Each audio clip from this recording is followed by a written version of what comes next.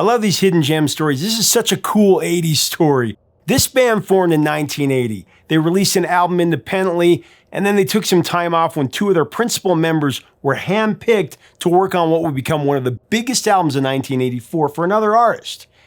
In fact, one of them co-wrote a #1 hit from the album that's become a standard.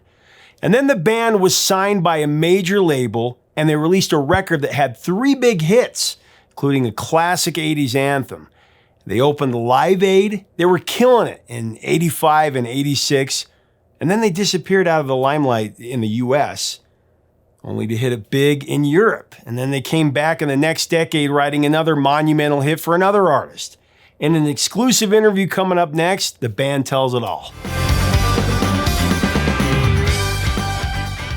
Hey music junkies, Professor of Rock, always here to celebrate the greatest artists and the greatest songs of all time.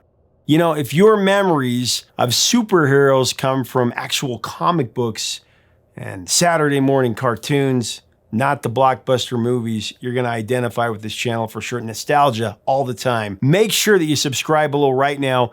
Click the red button, click the bell, all that good stuff. The stories from the legends, you don't want to miss out on that. Also, check out our Patreon. We have additional catalog stuff there, and you can actually become an honorary producer and help to support this mission of keeping the music alive. So it's time for another edition of our show, everybody's favorite, Revelations. It's where featured artists share rare stories behind their greatest songs, their greatest albums, insight that will have you be the king of the water cooler. So what do you guys hear? What's the scuttlebutt? Today we're talking to the two principal members of a band whose name has been deeply misunderstood. The 80s band, the Hooters. They were actually named after an instrument that they used a lot in the band, the melodica. Not owls, and definitely not the slang used for, well, you know. Hooters, everybody's getting happy at Hooters. They had the name before the restaurant, actually. Rob Hyman and Eric Bazilian, they formed the band in 1980 and released their first album independently. And then they were handpicked to help with the creation of Cyndi Lauper's classic record, She's So Unusual. They played actually a similar role to what the band Toto did on Michael Jackson's Thriller. They helped arrange her #2 hit, Girls Just Wanna Have Fun.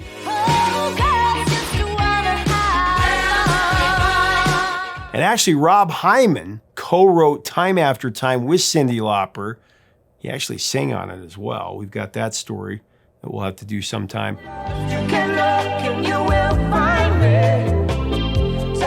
This gave the band momentum, and they signed with Columbia Records. They released the double platinum album, Nervous Night.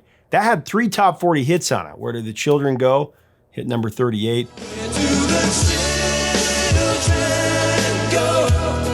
Day by Day, that went to number 18.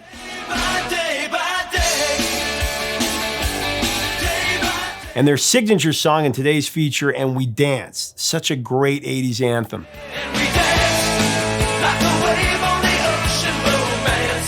With a classic MTV video, this song touched a chord with 80s kids with its sing-along chorus, its anthemic music.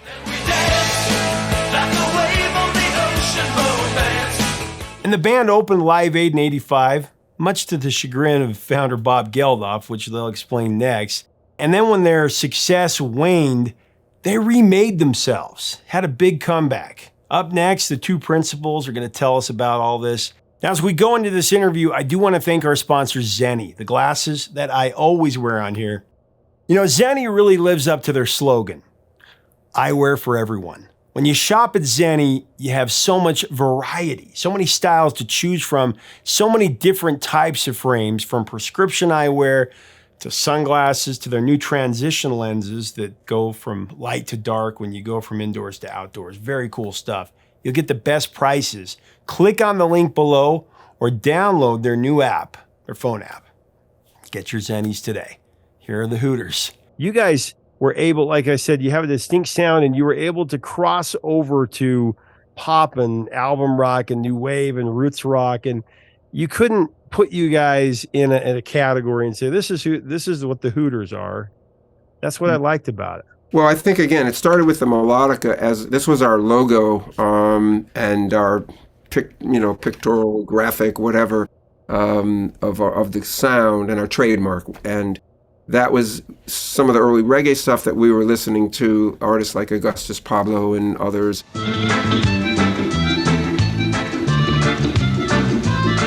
But I wasn't really familiar with the instrument, and Eric brought it in one day and I picked it up, and we all play it, in the band, but we loved it. And then the sound morphed by the time we got to Nervous Night, and we did get that record deal, which was really 5 years into our career. Eric was playing mandolin as well, and that's when the doors opened to it. The sound got more rock and a little bit more 80s, I guess, mainstream, but and We Dance started with the mandolin and the melodica.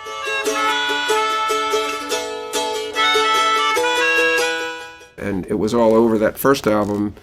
Next album was accordion. Eric's been playing saxophone and mandola, and it's opened up the palette of sounds, was picking up these instruments and seeing if we could play them, and it's been a lot of fun. So all the guys in the band kind of shift around, multi-instrumentalists, and especially live, it's a challenge, but people love it. I mean, it is what we do. The Hooter, I mean, that's just another name for it right there. Yes. And a lot of people don't realize that. That was the genesis of the trademark and the name. A friend of ours named John Sr., he was a recording engineer, still is actually, and he recorded our first demo and said, let me hear, we're getting levels on the sounds, and I'm tooting away. And he says, let me hear that Hooter thing. And we're like, what? So he kind of picked up. Then we thought, oh, that's our nickname. A couple years later, the restaurants came, and we were first. And it's a musical reference, folks, and because people ask us, did you name yourselves after the restaurant? Not physiological. But we stayed with it. It's the Hooters, and the is important, and so our trademark, It's funny, though, because in the beginning, we didn't have a the. It was an invisible the, because that was the cool thing to do then.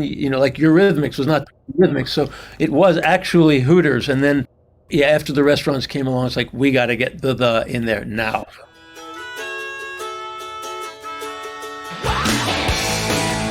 I remember begging my parents to take me when And We Dance was starting to move up the charts, and I was like, I got to get this album.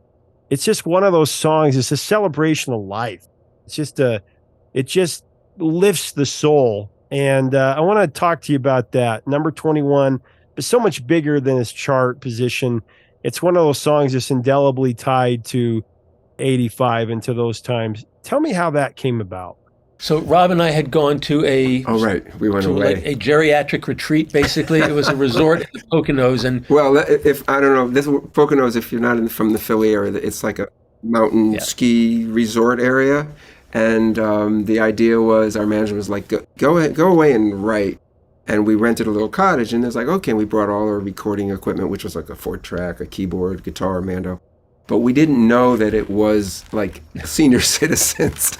And we walked into, there was a little bar, there was a restaurant and a bar. And I think the first night we're like, and we were probably having a little fun, and like, okay, let's go check out the bar. And they were literally doing the hokey pokey in the bar. And we were like 20 or 30 years younger than anybody else there. And we set up and we jammed. I don't know what they thought of us, but it was pretty funny. And we spent a week really just going conceptual, recording stuff off the TV, putting it on the 4-track, coming up with wacky musical ideas. We did everything except songs. And we were throwing paint. A lot of paint. But then our last night there, we said, let's see if we can write a song while we're walking back from the nightclub where we had seen this band do the hokey pokey. Let's see if we can write something without an instrument between here and our rooms. So I think we had the chorus pretty much by the time we got back. So and we danced like a wave on the ocean, romance, that sounds good. We were liars in love. Romance, we were liars in love and we danced. Like as one did. And then we pieced together a little demo on the 4-track Porta Studio that night. She was a bebop baby on a hard day's night. When we got together with Rick Chertoff, a week later and played him our adventure. I remember watching him listen through to our bits. One was called Plastic Pony. One was called Not the Knot, K-N-O-T, the K-N-O-T. It was out there. It was out there. And he's like, oh yeah, that, okay, well, yeah, maybe that. And there was like a couple of riffs that were okay that turned into things eventually. And then finally, and we danced. And I just remember seeing the look of relief on his face when he heard that chorus. Like a wave on the ocean, romance. I think it was the last thing we did, and we only had the chorus. But he said, that one, and none of the other crap, which was really, we were doing these experimental sound collages. I danced, we had the chorus. Rick said, keep going on that one. And actually the verses took a while. The chorus was the foundation, but we went through many verses, and I think we even in the studio, when we started doing the album, when we finally nailed Bebop Baby on a Hard Day's Night. She was a bebop baby on a hard day's night. We went through so many different melodies for those verses, and we've been going back through our old cassettes, so we've heard a bunch of them, and none of them were good. It was a push. But the pedal was to the metal. At this point, we were ready to mix the album, and we really only had like 2 songs with complete vocals on them. So Bill Whitman was up at Atlantic Studios mixing All You Zombies, and we're at the record plant with my 4-track, and 2 of the tracks was the instrumental mix, and we're like, got to get something, and we got it. And it's funny, as quickly as the chorus came, when the planets aligned, those verses came like that. You could dance all night and shake the paint off the wall. We just needed to be, in the right place, the right time. Thank you. The collaboration side of things, we have obviously a strong collaboration for years and years, but then the team, the producer, the engineer, I'm a big believer in that. I mean, Prince aside, there are those geniuses that can do it all themselves, but that's a rare and wonderful thing. That's a freak of nature to me. I don't know how they do it, to be honest, but we thrive on just banging, our heads together or against each other. Against the wall. Against the wall. We bang something, but it is a collaborative thing, and we had a great team. Well, they have that very distinct opening, and you always want a song that will kind of grab people by the neck from the get-go.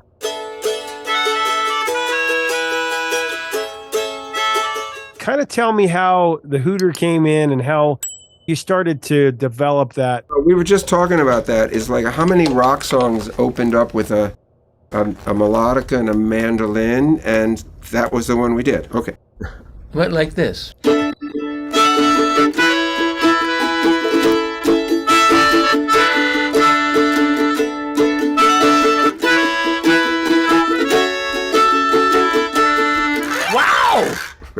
So, and that was just okay. Well, the mandolin makes an appearance for the first time, I guess, on a Hooters record, I think. Yep. And this guy we had since the beginning, but to put it as an intro for a rock song, and to this day, we're like really proud of that because it just was, it opened the door for these sounds. And the Mando was on Day by Day, Where the Children Go. It was all over that record. All You Zombies. And on Zombies as well. So that was our secret weapon. And the way Eric plays the mandolin, to me, the Mando was always kind of a country or bluegrass or Italian restaurant. Or Italian restaurant.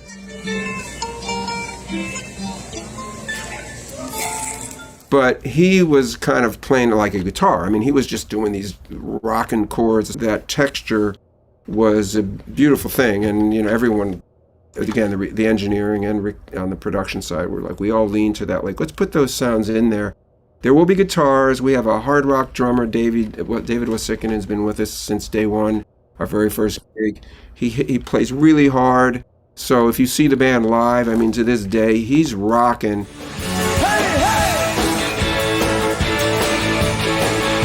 There's a solid foundation, and then over that rock and bass and guitars are these other textures.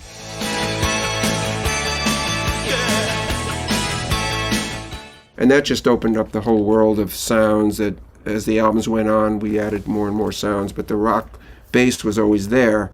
And, we weren't the first band. I mean, Zeppelin used mandolin.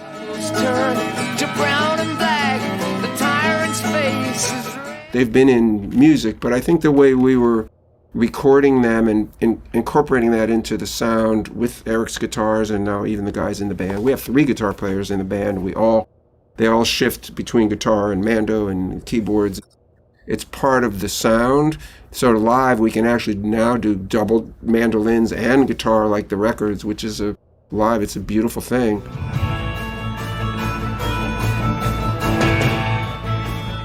And people love it, even visually. They're like, we have double necks with all kinds of...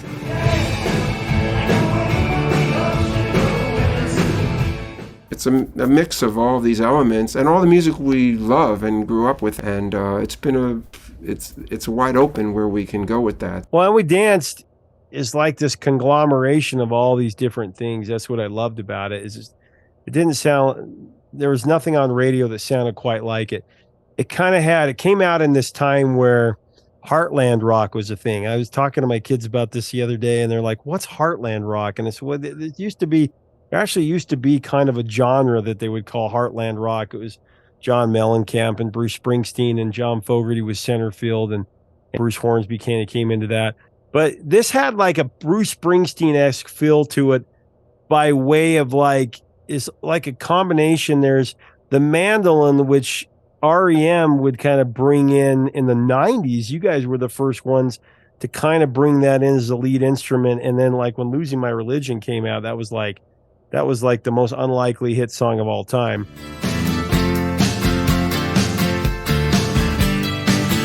It's interesting because you guys came in 6-7 years before that with this. And then you also have the energy of kind of an AOR, like stadium rock energy in there too, with what the keyboards were doing. So it was like this, again, you couldn't typecast the song and say, oh, this is what it is. It never reached the peak of top 10 or whatever. 20, actually 21 was the peak of that. We've talked about it, like we feel like we've just jammed these songs down the throats and the ears of people over the years because they weren't really big hits on the charts. I mean, we did sell a lot of albums, and as you said, with AOR, album-oriented rock, that's where radio and that's where we were, and it became kind of that arena sound. And we do play, we've been fortunate to play some big shows, and that sound from the original band changed. And we like those anthemic things, and we like when the crowd's singing along.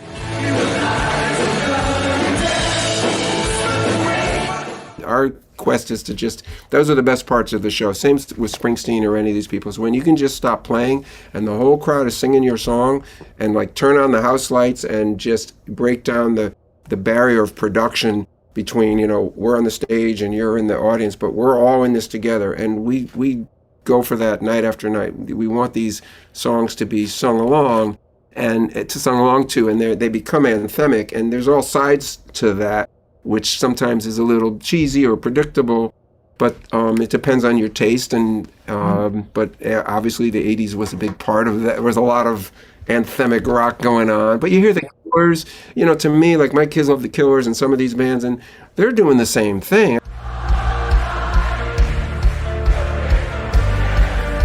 I mean, those are just big anthemic songs. Obviously, U2, probably one of the kings of that, is like those are anthems, and it doesn't suck. It's a good thing. Well, one of my favorite songs of '85, and it just had so much energy and celebration. That's what you want in rock and roll music. When you hear the best of Chuck Berry, the Beatles, or Elvis Presley, those old rock songs, they just lifted you up and they made you want to sing and dance. And that's what this song does.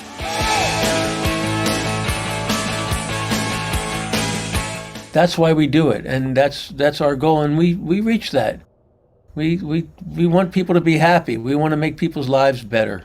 I think that now more than ever, but I guess there's always been stressful times. Go to a show for a couple hours and or a movie or whatever it can be. That's the power of art, and it'll just take you away, all of us. Like you watch a thing and it's just like for just that moment you find meaning, and like something transcends everything else. And honestly, like you said, I mean, these songs weren't really the biggest hits back then, but they sure are now for us and our crowd.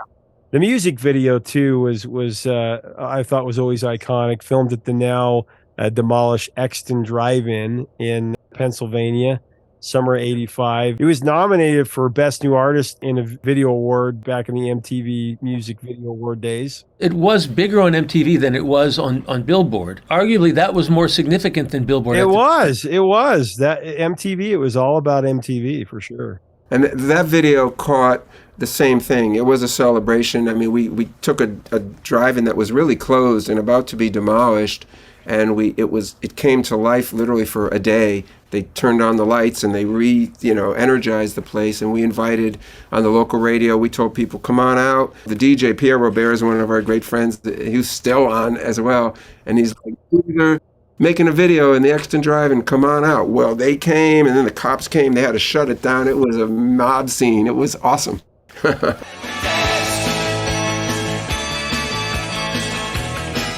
It was a real celebration, and it caught the energy of the song in a perfect way. And also, we were a live band. I mean, we have done some acting in some of our videos, but the main thing is we're musicians. We're playing.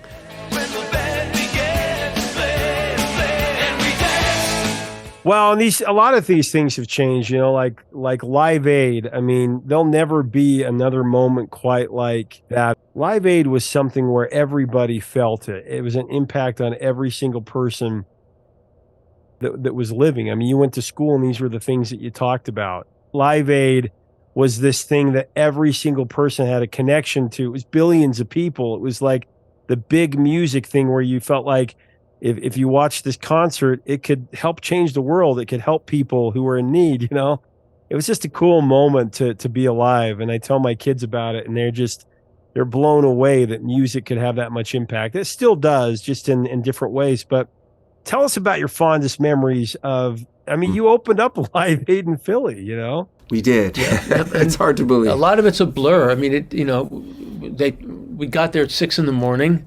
And, we went on at 9:08 or whatever. Yeah. Right after Joan Baez sang Amazing Grace.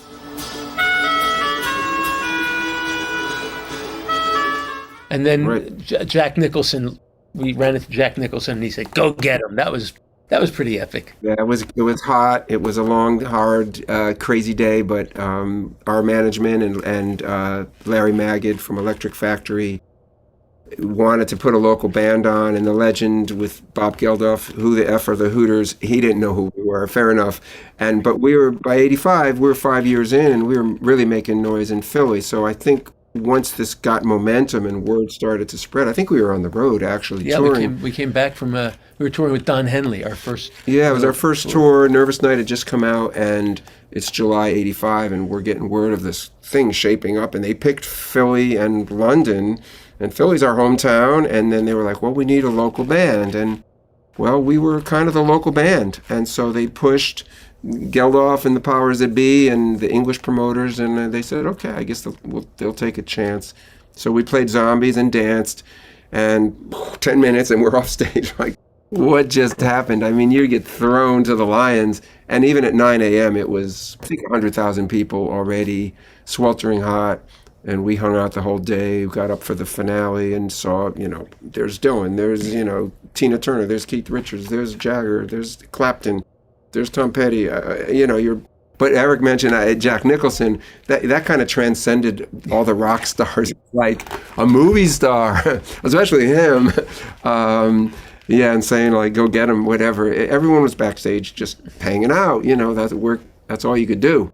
So it was wonderful. It was really it was 10 minutes that changed our lives, and certainly the trajectory of the band. Because then we started to go overseas, and it was the same like the Beatles. Everyone worldwide knew what Live Aid was about. And we started to travel, and we still are. In fact, our biggest audience now is pretty much in Europe, and everyone was tuned in. They heard it around the world. Keep on dancing! In the late 80s, the Hooters had big chart success in Europe with the song Satellite. That gave them a spot on Top of the Pops.